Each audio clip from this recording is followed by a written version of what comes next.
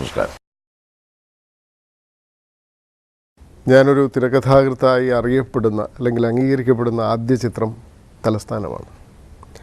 ആ സിനിമ മുതൽ എൻ്റെ സഹപ്രവർത്തകനാണ് സാബു.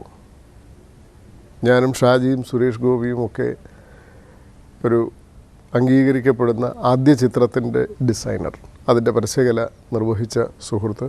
പിന്നീട് ഇങ്ങോട്ട് ഞങ്ങളുടെ കോമ്പിനേഷനിൽ സ്ഥലത്തെ പ്രധാന പയ്യൻസ്, ഏകലവ്യൻ, കമ്മീഷണർ, അങ്ങനെ ഒരുപാട് സിനിമകൾക്കൊപ്പം നിന്ന് പ്രവർത്തിച്ച സുഹൃത്താണ് സാബു.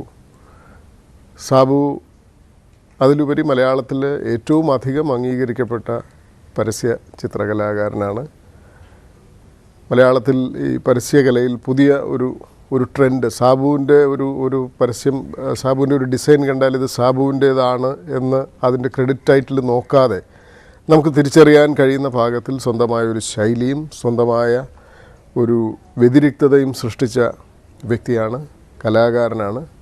അപ്പോൾ ഒരു കലാകാരന് ഭാവി തലമുറയിലെ വിദ്യാർത്ഥികൾക്ക് ഇതിൻ്റെ നൂതന സംവിധാനങ്ങൾ, നൂതന സാങ്കേതികത്വങ്ങൾ പറഞ്ഞു കൊടുക്കാൻ കഴിയുക എന്ന് പറയുന്നത് പലപ്പോഴും അപൂർവമായി മാത്രം സംഭവിക്കുന്ന ഒരു കാര്യമാണ്. ഒരു നല്ല കലാകാരന് നല്ല അധ്യാപകനാകാൻ കഴിയും. നല്ല കലാകാരനായ അധ്യാപകന് അതിൽ സാങ്കേതിക വിദ്യ കൂടി സമന്വയിപ്പിക്കുമ്പോൾ തീർച്ചയായിട്ടും പുതിയ തലമുറയ്ക്ക് അവരുടെ പ്രതീക്ഷകൾക്കപ്പുറം നൽകാൻ കഴിയും.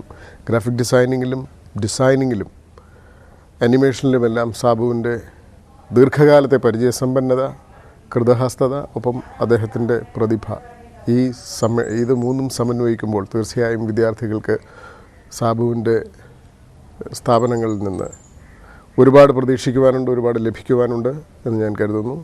സാബുവിനും അദ്ദേഹത്തിൻ്റെ സ്ഥാപനത്തിനും എൻ്റെ ഭാവുകങ്ങൾ, വിദ്യാർത്ഥികൾക്ക് ആശംസകൾ.